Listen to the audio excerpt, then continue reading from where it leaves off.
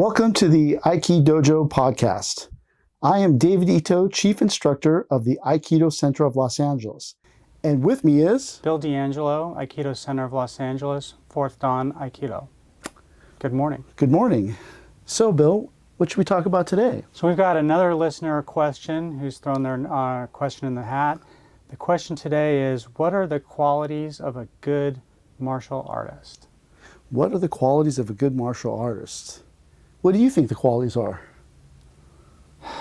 I mean, I know that we've got some qualities we can pull from a very famous book, but I thought before we get there, the thing that just pops in my mind are sincerity and compassion. For me, there's only one.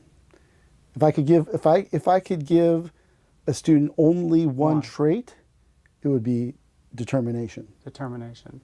Yeah. Wow. So why do you think it would be those two? So for me, compassion and sincerity, I kind of ball them into one, is that, as we go through life, everyone we meet is going through suffering. Right. And the ability to show compassion to other people, especially in the context of martial arts, is the ability to affect change in the world in a positive way. And if you can't show compassion, it's very hard to do that. That's interesting. I look at it from a different point of view. I look at it from the point of view of being able to master something. And that, like if you had to make a martial artist, you make them tall, strong, fat, low center of gravity, big muscles, big biceps. Determination really does it. Yeah, six-pack abs. Determination is the thing that will make it all come together. So I think that we're just looking at the same thing from two different angles. Like you're the senior teacher, you're the teacher in charge of our dojo, looking at how to develop students. The student with the most determination will develop the best in the long run, for sure. Because if without determination, there's no ability to overcome hardship, and training is all about hardship. Right, because you have to stay the course. I mean, there have been really good naturals that have come through the door that after a while, they just leave. Right, there's no determination. Yeah, because everything came to them so easy. When they finally had to work, they're like, they threw their hands up in the air and they took off. And you're like, wow, that person was going to get so good. And I think, if you add into the mix of determination, compassion, if you train someone to be a really good martial artist, let's just even distill it down, a really good fighter, but they don't have compassion, the danger from that skill is very high. They could hurt somebody. Well, but the thing is that if you're trying to develop a martial artist, should you teach them compassion first? No. Because they have to get over this hump of, and that's why, like in the old days, they would say that the teacher figures out your EG or your willfulness, your obstinance, and then forcibly molds that willfulness into willpower or fighting spirit, or in this case, determination. Right. And so if that person is, looking to be compassionate, too early on, it spoils the mix. Right, because they see the old days, that willfulness the teacher had to beat out of you. Right.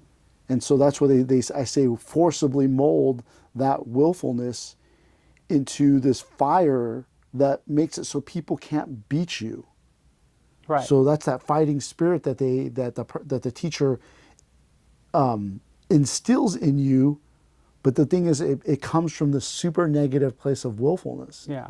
Right? And then as the teacher's forging you in the fire by hitting you with a hammer, some people, you become destroyed by it. Yeah. I guess I think kind of like, obviously because I'm a white American, I'm not a samurai, I didn't live in, the Tokugawa era in Japan. But you think of what martial artists in all cultures, whether it's ancient Greece or whether it was in certain periods in feudal Japan, the warrior class's job is to protect people. I mean, that's ultimately what their job Right. is to protect people. And if you don't have compassion, you can slip into cruelty. Soldiers in war are in this fine line between protecting when they're fighting and cruelty. And often when it happened to Americans in World War II, it happened to the Russians, happened to the Germans, that fine line between when they fought in battle between protecting the people that they came across in villages and raping them, like that. I mean, we're talking about something kind of crazy here for a second, but I think when mass violence gets unleashed in an environment where you've got soldiers on both sides, I think that the default rule of like, hey, you must be compassionate and you must be sincere, becomes a really important rule in the brain, because when you're unleashing violence, you can often go overboard. But I think that you to win wars, you need violence. Oh, 100%. Right. So so I once asked Free Sensei if he asked his grandfather, who was, in some type of war, and his father, who was in the 442nd, what was that like? And he said his grandfather just said one thing: war is war. Yeah. Free Sensei once talked about something called Saikan Kobai or Saikin Robai, which he said, like, the elegant apricot flower and the strong plum blossom. To focus too much on war makes us rough and crude, while the emphasis on too much beauty makes us weak. Yeah, I remember that quote. I guess what I'm about to refer to is a movie, but the scene in the movie seems to capture both some of Furuya Sensei's ideas, some of your ideas, and certainly how I think Aikido approaches the qualities of a martial artist. And that's that scene in The Seven Samurai where the senior samurai, they're raising the troops. They're getting all the soldiers together, and a local brigand has captured a child in a small house and has kidnapped this child. And the villagers ask the samurai, if they can rescue the child. And in order to rescue the child, the senior samurai shaves his head and pretends to be a priest to bring food to the brigand, and goes in unarmed and rescues the child. And it's this moment where the samurai uses their martial skill to disarm an armed, a violent criminal, and uses all his skill, training, and it's this beautiful moment. In many ways, it's like the most beautiful moment of the whole movie, and the scene is like a microcosm of the whole film. Like that little moment, the samurai, for no pay, risks his life to save a child, and the movie's about 7 samurai that risk their lives to save an entire village. So it's kind of like this tiny little moment where the whole movie takes place in a 1-minute segment, and that's, I think, in my mind about when I say sincerity, because you're not doing it for money. And you're more concerned about the life of the child than you're concerned about your own life. And you're still using martial technique and martial skill, because you're going and you're disarming an armed person with your skills.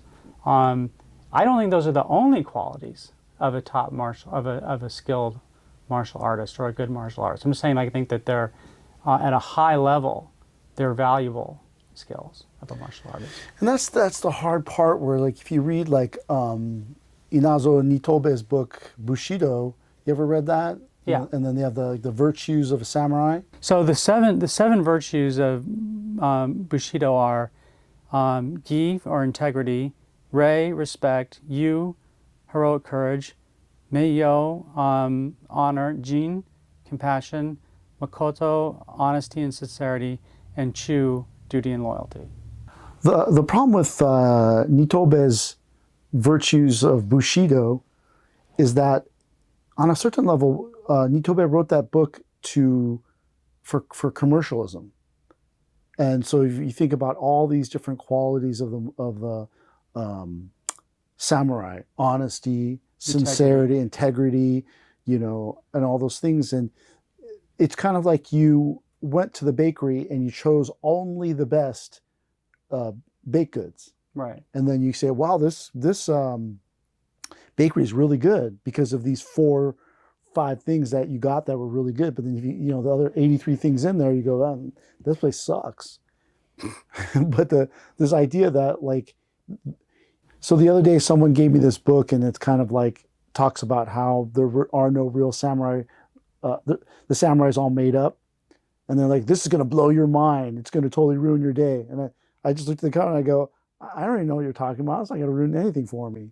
Yeah. And they're like, why wouldn't it ruin it for you? I go, what, you think I don't realize that these things are on a certain level romantic? Right. Romanticized. Yeah. I mean, I'm not a samurai. I don't live in Japan. I don't serve my master. I don't carry a sword. Right. But it's that we're trying to use these values to shape our lives to be better human beings. In a positive way.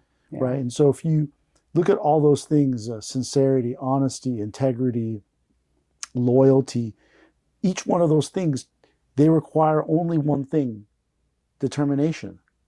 Mm-hmm. If you have no determination, you can't be loyal. If you have no determination, you can't be sincere, because there will be no situation. You're like, yeah, me and Bill are going to go to battle, and Bill's a very sincere person, and he said he's going to bring up my flank. Oh, but then he didn't show up.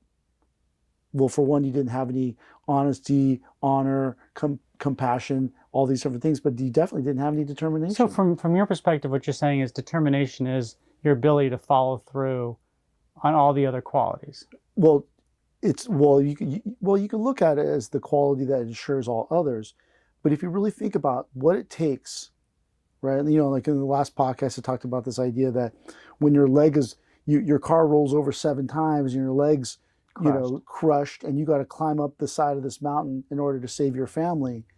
So how does sincerity help you, right? How does honesty help you? How does how does honor? No, you need determination to drag your beat up carcass up the side of this ravine and get help. Yeah. Right? In order to learn a martial art, there's going to become a day in which it's going to get tough. You're going to get hurt.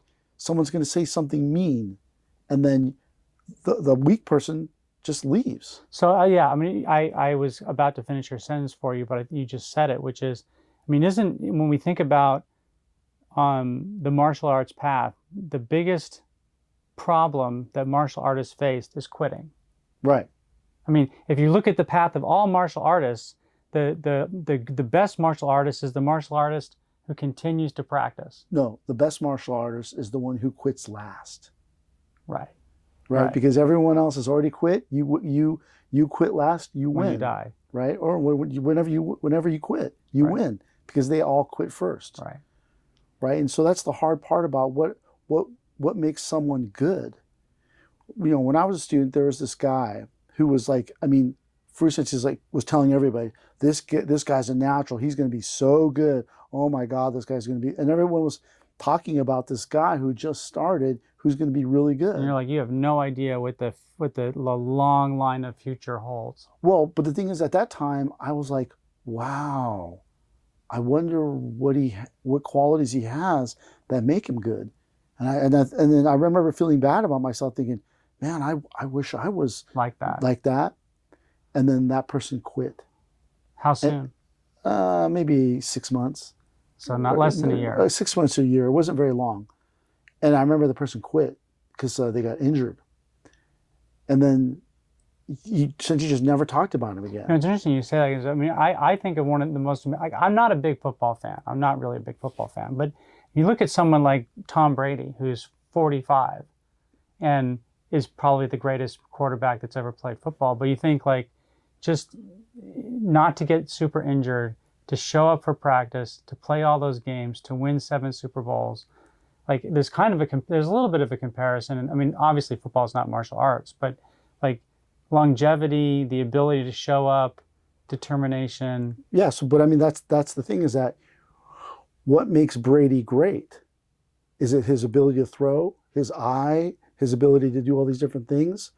Or is he so determined to win that you can't beat him? Because, he spends, I'm not even sure if this is the right number, but someone the other day in passing, one of my patients said that he spends $1 million a year on supplements, personal trainers, I totally therapeutic believe things that. and all this stuff. And I was like, wow, that is a huge number.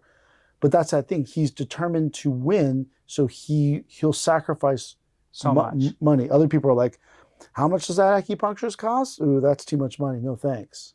Yeah, so for him, like, and that has a lesson for us too, which is some people think that training is expensive.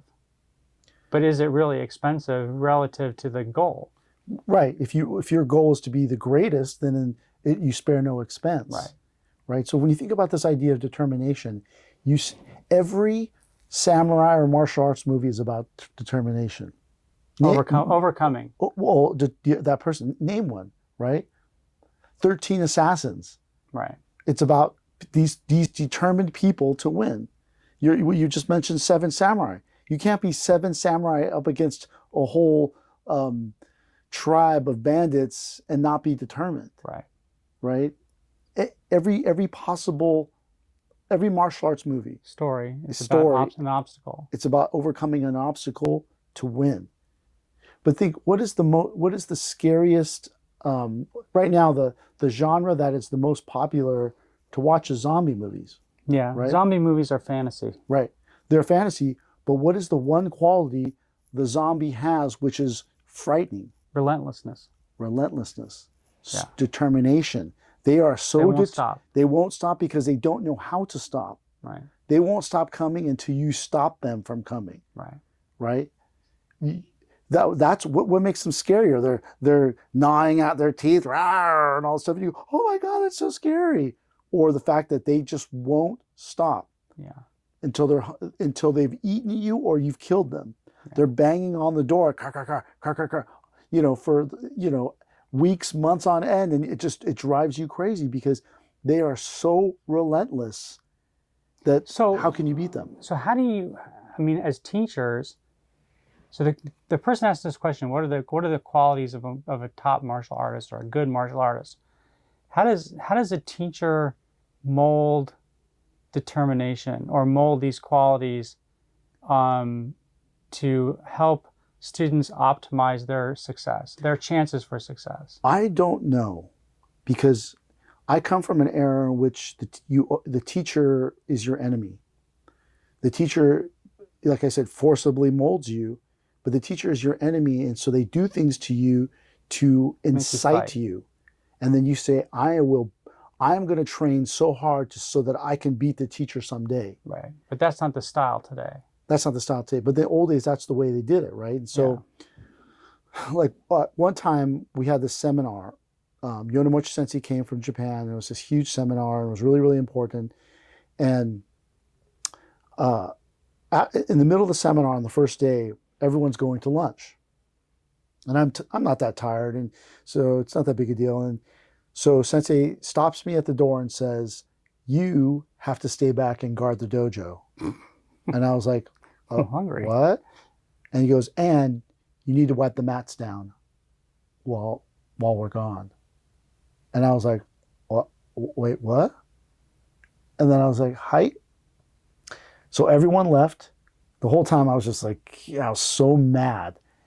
So, I'm sitting there. I have to wipe the whole, all the mats down, clean the bathroom, do all this stuff. And then everybody comes back. Not one person brought me a bottle of water. No lunch. No lunch. Nothing. And they go, "Okay, let's start the classes now." And I was like so mad. Like, looking at all my classmates, they didn't even care that I had to stay behind. They're having like the best time, and then I was just, after that, I was just stewing, and throughout the rest of the classes I just smashed people because I felt like Sensei was picking on me by making me clean the dojo and stay behind and not having any lunch. Right?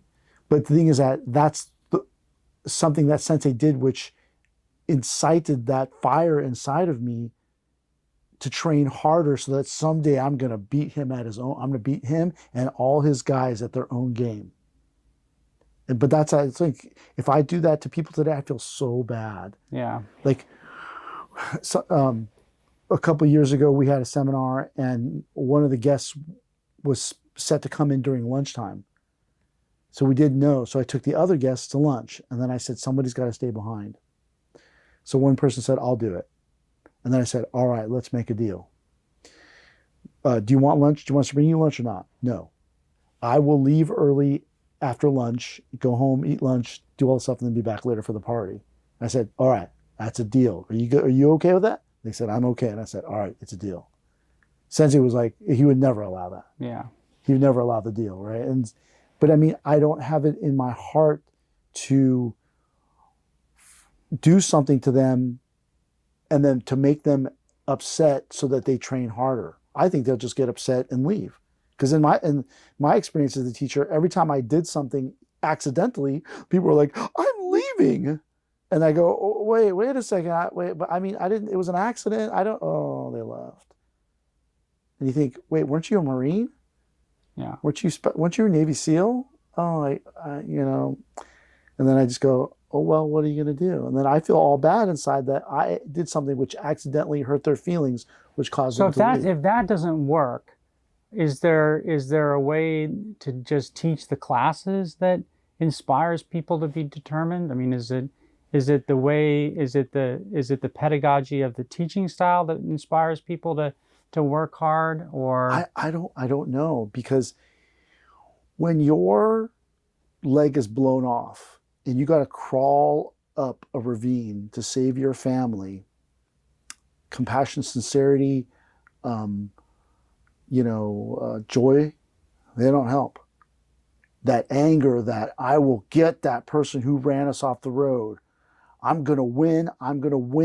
That you need to have a little bit of anger to climb up the thing, because joy, you think, it's so happy. And then when your leg is in pain, you're hurting all over, you're afraid. You need grit. That's right. Grit. You need this grit. And I don't know if you can get grit with joy. You need some pain for grit. The old generations say you do. These newer generations say you don't. But I don't know. Because when Furuya Sensei would do stuff to me, I would be like, no way. Well, so that's the thing. That's why I say I don't know, right? And so when you're today, I watch the students and I look for certain things. Yeah. And then I look for the person who I go, oh, that person's on the edge. They're probably going to quit. And then they push through. And then you're happy. You go, oh, good. But see, the thing is with that methodology, there's going to be people that fall through the cracks. That person who, if you just push them, they could have become somebody. Yeah. Right now there are two guys outside the dojo cleaning the dojo, right? They're cleaning the dojo in lieu of paying dues. But they're paying the dojo. They're cleaning the dojo in lieu of dues, but they're not going to show up for this month because they're too busy. So do they have grit? So there's a piece of this that you and I have talked about in the last month. So we do a lot of research for the podcast. We do a lot of research together. And one of the things that I've been researching is, and it's something that you work really hard to build in the dojo, which is friendship and fellowship. And I wonder whether, if you look at our school, which I think has a lot of grit into it, but over the years, there's a lot of people that have been in the dojo a long time. Mm-hmm. And I think that the dojo works really hard to build fellowship. And, if you look at people who have gone through really hard times, they often are able to sustain themselves through hard times because of the people who they suffered through it with together. And I mean, I'm kind of trying to develop this point as we're sitting here, but I think that if you can share your hard times with other people, I mean, I'm not a soldier, but I know people who were soldiers together. Like if they could suffer through it together with the person next to them, or if you go through your hard training with a group of people and you can support each other, then you can suffer a lot harder than if you had to suffer it by yourself. Well, yeah, that's like, did you watch Band of Brothers? Yeah. So the Kurhi episode, which, when they're back in boot camp, and David Schwimmer, the guy from Friends, is the the commanding officer, and he's a huge jerk. And he makes them do all these things, and he's mean to them and all this stuff, and they all hate him. They hate his guts. But what they never acknowledged, which they didn't really understand, is that his meanness, his unreasonableness is what made them good. Right. Easy Company ended up being the best company ever, and they had this grit. But where did they get that grit from? Togetherness. Yeah, it was that, as David Schwimmer's character, Captain Sobel, was so cruel to them, and they had to overcome his cruelty, which made them stronger, which made them the best company. Yeah. I think there's an element to that, but I think that what I didn't say at the beginning of the podcast is if you have a good group of people together that you can back each other up, rely on each other, go to lunch and go, oh my God, Bill's such a jerk senior student. He made me do blah, blah, blah, blah, blah. And you can blow steam off together, or you can back each other up. The chance that you can suffer through harder things together, it's a lot easier than if you're doing it by yourself. Right, but what ends up happening is that it just becomes a trash talking session, and then all this, you and me just become negative about that person. Right. Right, and then the thing is that what they didn't talk about is that Captain Sobel from Band of Brothers, or in my case, Furuya Sensei, is that they become worthy opponents. Right. To be beaten. And then because you're trying to beat them, in the process of trying to beat them, you become strong. You develop. And you become determined. Right. And then, today people can yell at me and dress me down, and I just go like, okay, because it's nothing like a Furuya Sensei dress down. Right? It was nothing where, like, back in the old days, people would almost pass out because they were standing there with their legs locked too long. Right? Furuya Sensei's making, like, SWAT team guys, Marines, anything you name, just get upset and cry. Yeah. And that, but that's the hard part. You don't realize until you're through it how strong it made you, how much determination it gave you.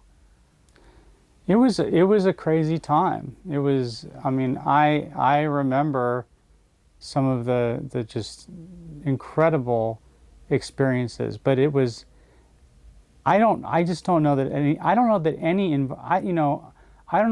institution can behave the way that he behaved today. I think that people will just do yoga. Well, but that's the thing, is that it's up to the seniors. So like this one time, we had to, I think I told this in maybe one of the other podcasts, about how it was a really hot summer, like right now, and we had to put up the stage and break the stage down. And it was just really hot. Really hot. Only Aikido students are like putting it up, and only Aikido students are breaking it down. And while we're breaking it down, we're already tired from this long weekend, all these demonstrations. It's super hot, and we're breaking the stage down. And then Furuya Sensei walks up with two of his assistants, and they're eating snow cones. Oh yeah, I remember this story. And then I was like, "Whoa!" I was so mad, right? And then you're like breaking the stage down, putting it away, and all this stuff. Where all the other people that used to stage, they didn't show up. These guys eating, telling us with a snow cone dripping and snow cone mustaches. Hey, don't forget to put back that thing over there. And I was just like, you SOBs. And then, I tell the story before about at the end, I went, I'm going to go get a snow cone. And I went over and they were closed. And I was all, But it did two things. For one, it caused me to become more determined, but it also enabled me to be compassionate, because I would never do that to my own students today. Right. I would always lead by example. I would never let my assistants sit there eating a snow cone, telling other people what to do. I'd be like, you two better get in there too. But I would also be in there too. Because from that negative experience, I really learned lead by example. I really learned the general or the sensei eats last. Yeah. And so for that thing, it made me upset, and that created that fire and determination. But it also gave me what you were talking about, the sincerity and compassion, because unequivocally, there's no way in hell I would ever do that to my students today. Yeah. And I think that's a really good point, which is lead by example. I think really does help build stronger students. Yeah. It really does. People respect leaders that are strong, kind, thinking leaders. Well, but that's the hard part. Like where is the line between kind and good-hearted teacher and unreasonable, mean teacher? And which one makes the best students? Well, I think the way I look at it is that unreasonable in class, having super high standards, is different than being unreasonable in the overall school. I think if you're just an all around just unreasonable jackass, people will feel it. Well, but see, like there's this idea that, like when they asked Pema Chandra about her Buddhist teacher, the one the I can't remember his name, but he wrote this book, that all those allegations of him drinking and having sex with women. And he didn't deny it. Well, he didn't deny it. He didn't care, right? But they asked her, Yeah. did you know? And I think she said she did know, and it was consensual. And they're like, well, how can you possibly still consider yourself his student? Yeah. And then she said something which is really interesting. She said that once you realize who they really are, that's when the real training begins. Yeah. Because on a certain level, when people are running around the dojo, running around these places, they're still living a romantic life. Oh, the sensei, he floats in the air, he levitates. Yeah. If it's an Om Shinrikyo, we drink his urine and all this fun stuff, right? So they're still living in this romantic thing that this person's not a human being. Right. And only when you see behind the curtain do you realize that they're human. They're a human being trying to help you become more human. Right. So I understand today as a teacher, wow, Free Sensei did me a great service by treating me so harshly. Yeah. A, I won't do that to other people. But B, it gave me this determination that enables me to get things done, not be stopped by the littlest thing. I go, what? It's the weirdest thing. I'll wake up in the morning, and I always wake up sometime between 4:30 and 5. Just ding, my eyes open. I never snooze. And I'm not a morning person. I'm a night person. But as soon as my eyes open, I just find myself getting out of bed. And I just go, wow. And that's that determination. That's that fire that I'm going to get some stuff done, because that's what you do, is get stuff done. Yeah. And that some people don't have that. So when we think about this idea of should a martial artist or a samurai be honorable? Yes. Should they be sincere? Yes. Should they be honest? Should they be loyal? Should they be all those things? But all those things will run out if you don't have any determination to see them through. You must have this determination to see something through till its end. And most people today, they don't know how to channel their determination. Yeah, it's really interesting. I should have brought this article knowing what today's topic was going to be. There's an epidemic in the corporate world now called silent quitting. Have you heard about it? Yeah. Yeah. Where basically, it used to be if you were working really hard in the tech business or the legal business or the medical business, you would go, I hate using cliches, but you would go the extra mile to try to get promoted, to try to get your bonus. But now, especially with the pandemic and working remotely, people are trying to do the absolute minimum to maintain their job. And they call it silent quitting. Like you quit your job while still keeping it. But what you don't realize is that 90% of the people have been doing this forever. Yeah. They've been doing. You find the highest, your highest level, and then you just surf that forever. You think, how do I go the extra mile? So the other day, it was the first day of school, and this is like the first main year after the pandemic. Right. So we go to school. My son's room assignment says 14/12, and we're kind of like, where's which room? Right. And so we're standing around. We're asking other people, and I see the new principal, brand new principal. I go and introduce myself, and I make a little bit of small talk, and I ask him, "Hey, man, do you know which room he's in? Do you know which room Miss Solis is in?" And he goes, I don't know. And I was like, how could you not know? How could you not know? And then I go, do you know where room 12 is? Because we couldn't find room 12. Right. And he goes, I really don't know. And I was like, he's like, it's the first day of school. We're all trying to figure it out. He said, ask some of the other kids. And then he walked away. Wow. And I was like, well, what has this guy been doing for the whole summer as being Doesn't even know his way around the school. Yeah, he doesn't know the lay of the land. He doesn't know where the teachers are teaching. And he was just carrying around the sign that said, welcome. Right? And I was thinking to myself, well, yeah, there's some great pictures for Instagram, buddy. But where was your extra mile? Yeah. Where was your thoroughness? Where was your professionalism? Where was your determinism? Right? I am determined that every kid will have a really good first day. So because I'm determined for that to happen, I should know where all the rooms are. I should know where the teachers' names are. I should know where every teacher is teaching. I should be carrying a list of all the kids in their rooms. I should have a fire extinguisher just in case someone catches on fire. I should be ready. So what does it mean to be ready? What does it mean to be the best? The best have to be determined. Because if you don't have determined, it doesn't matter how sincere you are. That's why they say like passion and motivation, they have a way of waning out. Determination is this fire that keeps you going. It's hard though. I think that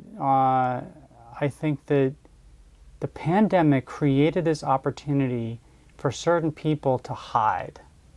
But people have been hiding forever. No, absolutely. I'm not saying they haven't. I'm just saying that the pandemic created this cloak, a cloak of invisibility, like the ring of power that allows people to get away with stuff that it would have been very hard to get away with pre-pandemic.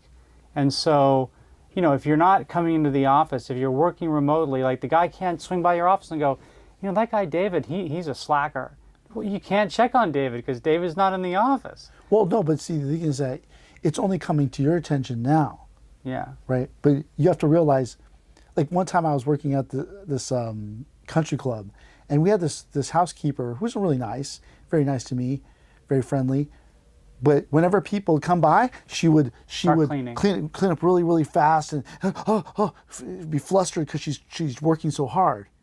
And then one day I saw her leaning with her head against the thing, and then someone came up and she started doing it, and I was like, oh, yeah. Or we had this one guy that was hired as a maintenance guy, and I watched him walk across the parking lot, and he walked so slow, and I was like, oh. And then I was talking to him about something, and he said, why would you do any more work than you have to?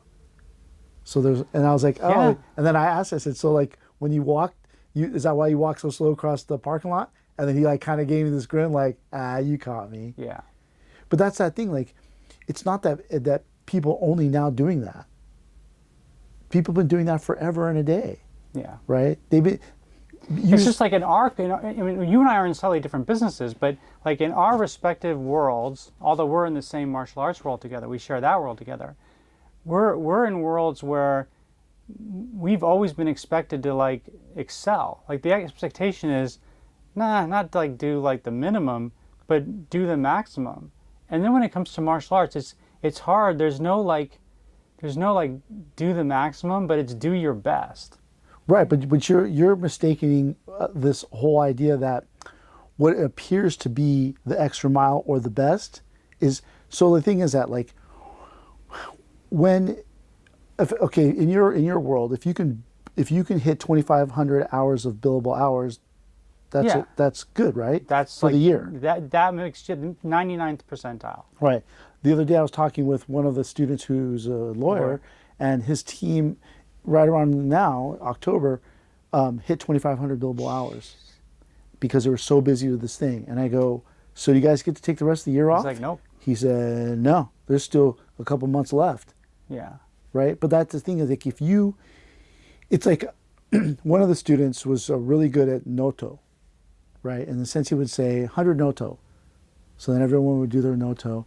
And then that person would go 100, boom, and just sit there and stop. And wait until everyone... Instead of continuing. Right. Sensei should have said saw that person stop at 100, and then the next day 100 go, more. 200 for you, everyone else does 100. Right. To push that person to their greatest level. Right. Right. So it's up to your boss to snoop around and figure out what that person's true potential is. Right. Because these are all just arbitrary numbers: 100 noto, 2,500 billable hours, 50 push-ups. Right. You don't know what that person's true potential is. Right. That person's true potential could be 3,000 hours. Right. But you don't know because you've set this expectation that 2,500 Yeah. is the thing. Right. So today, people have figured out how to get to certain places the fastest People way. game the system. Everyone games the system. Yeah. They learn how to just drive fast enough not to get a speeding ticket. Right. 72 miles an hour is supposed to be the number. the threshold. Yeah. Right. You cheat on your taxes only so much. Right. Right. You do all these things just enough not to get caught. But the thing is, that's a certain level of determination. Yeah. So if you're determined to be that way, why don't you be determined to do 200 noto, to bill 3,000 hours? Because you want to see just what you're capable of. But that's where the teacher has to teach you somehow to value going farther than So I got a the question that expectation. just popped into my mind as we were talking about this. Because Aikido doesn't have competition, is it harder for Aikido teachers to create the barriers, the things for people to struggle against? Because if we were judo instructors, we would just say, well, you've got to go into the open category and fight in the open category. If you're like a senior black belt and you've already, won your division 5 times, you could say, well, you think you're tough, now go in the open category. But we don't have that that mechanism to test people. Right, because those things are external, Right. and those things are fake. Right. So you have to get to a level where you understand your own abilities, and you are setting up your own obstacles. Because man, as you get older, I don't know about you, but for me, it's like you got to push yourself to exercise. Right. Like sometimes I'm like, I have to ask my wife, okay, my wife wants to go on this 5-mile hike up this mountain. Right. And so I have to ask her, is today a day?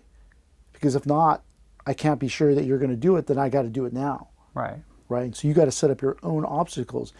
And if you're used to someone else setting up the obstacles, the competition and all those things, you don't know how to really push yourself. You only get going when it's time to get going. And as a martial artist, you must be ready at all times. 365 days a year, you're ready to fight. Like Nate Diaz just fought last night and he won. And it's funny, like one of the things they were asking him, like, you've been training, he's like, I'm here to fight. Yeah. I'm a fighter, I'm here to fight. I'll fight anybody. And that's the thing, you have to be ready to fight at all times, not, you want to fight, let me do my stretching first. Right. You have to have this determination to never give up. Right. No matter what the obstacle is. But then you become one of these weirdos where you're racing people down the street in your car, you're trying to check out of the self-checker faster than the person next to you, because you're always searching for this external competition. So, could one of those things be like, I know in the past, we haven't done it recently, but I know like when Mike and I and Maria, I forget which exam we were doing, whether it was 3rd Dan or 4th Dan, like we had an hours challenge. I think it was like 200 hours, or maybe it was 300 hours. I can't remember. Actually, you were the only one with the hours challenge. Was it just me? Yeah. Okay. Well, but the reason why I told you you can only take the Sandan or Yondan exam if you hit 300 hours. Do you remember? No, I just remember having an hours challenge. So, but the thing is, I did that to force you to train. Yeah.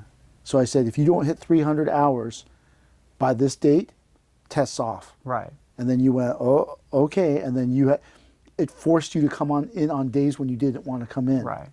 Yeah. But you were the only one I did that to you. Okay. But then what did I do to Maria? I don't remember. She, in passing at dinner, told me... Did she do Iaido? Well, she said that she's afraid to do Iaido and she's afraid to public speak. That's right. She didn't want to public speak. So I said, you're going to do Iaido for 1 year and you're going to go to Toastmasters. Yeah. And she went, that sucks. Yeah. But see, that forces you to have to... confront your struggles. Yeah, you have to step up. Yeah. But the thing is, I didn't make it unreasonable. I didn't say that Maria has to enter a speech contest. Right. I didn't say that you had to do 600 hours. I I sat back with another student and I calculated how many hours were possible in a certain time frame. In that time frame, and then the student and I debated, and that student wanted to give you 200, and I said no, 300. Right. But the possibility, I think, was something like 450 or 600. Right. There was well enough time, but there was a point where you figured out that you had to train every day till the test, or else you weren't going to make it. Yeah. And that's what that's what you're looking to do, because I created this external expectation on you, and then you went, oh shoot, you kind of tanked it for the first couple of months. Yeah. And then once you did the math, you went, oh no. Yeah. And then you had to put forth that effort. Yeah. Maria was doing so much Iaido because Did she get injured? She got her knee got injured. Yeah. And then once she was just about the 1 year, I said, yeah, you're done. You don't have to anymore. Yeah. And she never came back to Iaido though. But the thing is, the reason why I did that is to create that external competition thing that you had to be determined in order to move past that. To move past it. Yeah. Marie, there's no way she could have done Toastmasters casually. Right. She had to go all the time. She had to do Iaido for 1 year, and she had to report if she was going to miss a day. And she didn't miss a day for a whole year. Yeah. Right. But I gave you something which forced you to become determined. Yeah.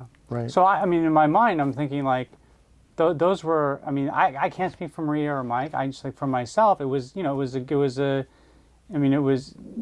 experience. I only put these things on the higher level black belts. Right. Because one person got Nidan because they did a 10-day silent meditation tree. They really pushed themselves. And I was like, that's hard enough. You're qualified to take Nidan. Right. Right. Yeah. But that's the thing, is like giving students determination, right? So that, like, how do we do that? Yeah. I mean, that's really what that's kind of what I was floating out there is what are the mechanisms for the teaching group to work together to inspire people? Because, I mean, historically, our school has been a very inspirational school. I mean, whether you call it Hell Dojo or you don't call it Hell Dojo, I mean, people who've trained here over the last 25 years have, like, been forged. Right. So, I mean, like, people often ask me, like, how did I learn determination and all stuff like that? And I don't really know. But I do remember that back in the day, the phone book was like one of the first self-help books. The phone book. The phone book. Because, well, I don't know about your city, but in my city, when they didn't sell enough ads, they stuck inspirational quotes in between the ads. It's like the yellow pages, right? So you'd really? have, yeah, and then they would have like little inspirational quotes. I never knew that. Yeah. And so the one quote that I always remembered, which always helped me become more determined, was from Gentleman Jim Corbett, the old boxer from the 19th century boxer. The quote is this: fight one more round. When your feet are so tired that you have to shuffle back to the center of the ring, fight one more round. When your arms are so tired that you can hardly lift your hands to come on guard, fight one more round. When your nose is bleeding and your eyes are black and you are so tired you wish your opponent would crack you one on the jaw and put you to sleep, fight one more round. Remembering that the man who always fights one more round is never whipped. It's a good quote. So I always remembered that quote. And so whenever things got tough, I would always say to myself, fight one more round. And so when we think about all these ideas of what makes a good martial artist, what makes a good soldier, what makes a good warrior, we want them to be sincere. Yeah. We want them to be loyal. We want them to be honorable. We want them to be honest. We want them to be compassionate. But those are all heady things that we get at the end of our training, right? As we get through this thing.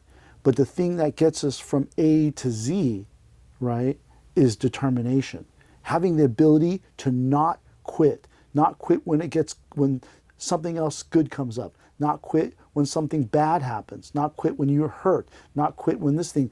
Never say, Die. Never say die. Never say that I'm going to quit. Like there's nothing that would make you quit. And that's why I think all those other, things we could Qualities. say. We want the person to have a 72-inch vertical leap. We want this person to be able to, have six-pack abs. We want all those things. Those things all mean nothing if you don't have this inner drive to not quit. Yeah. No, it's true. Right. So I always bring up this idea is if you having to drag your injured carcass up the side of a ravine, that's what it all comes down to. Yeah. That you will not. There is nothing that would make you quit, because you have this fire in you that when you draw upon this willfulness that you have, or this obstinateness that you have, and then you channel that into fighting spirit. Yeah. That konjo. That you will not, there's no way, you will become as relentless as a zombie, right? Think of all the martial arts movies, name one. The one-armed swordsman, right? He was determined to learn how to fight with the One arm. The one arm, Yeah. right? 13 Assassins, 7 Samurai, Twilight Samurai. Right. If you can name Every movie. every martial arts movie was The about struggle. some person had to be determined in order to survive, win, overcome. Persevere. Yeah, Iron Monkey. I can't name one where the person just, casually traipsed in and to win the battle. Yeah. Right? It's always Rocky.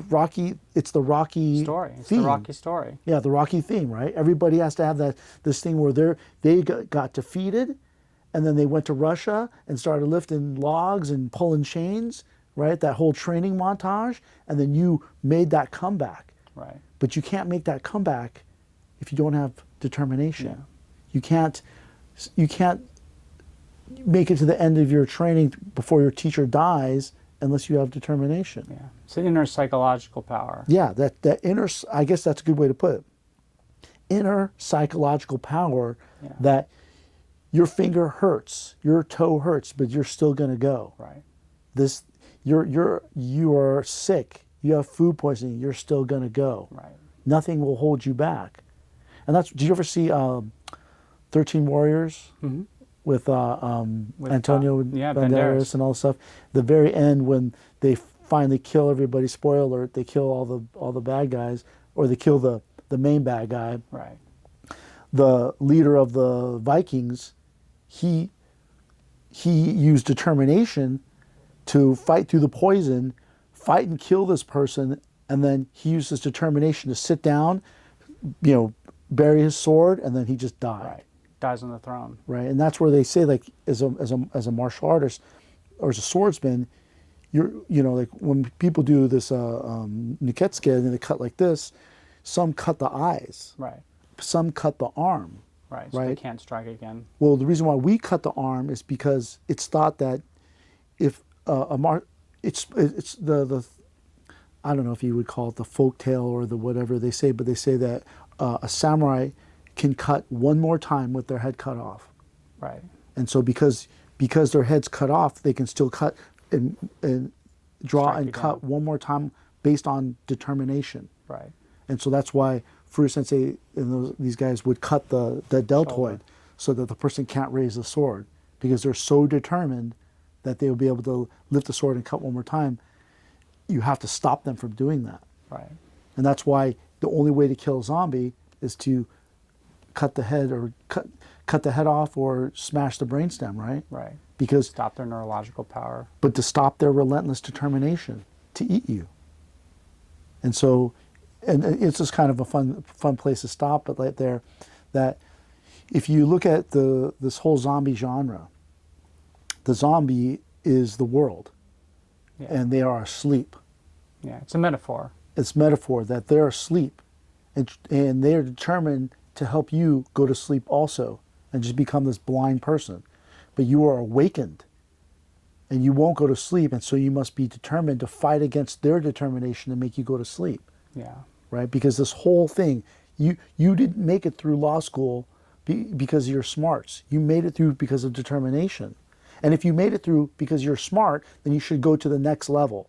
Right. You should find this place where it's no longer, you can no longer rest on your natural abilities. Right. You're no longer rest on your Push laurels. yourself to the next level, whatever it is. Whatever that is. If this was easy, you should go farther and farther and farther.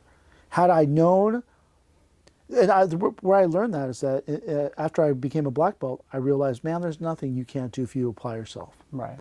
And then today I go, man, I wish I would have done Yaido when Sensei was alive. Because then where could I be? I wish I would have really applied myself more when Sensei was Right. alive. Yeah. Because if once I realized that the main trait I have is determination, I realize there's nothing that I can't accomplish. Yeah. And that's why determination is the best quality for not just any martial artist, but any human being. I think it's a good place to stop. Thank you for watching or listening to this podcast. And don't forget to like and subscribe. And if you have any listener questions, please put them in the comments or email either one of us. Thank you. Thank you very much.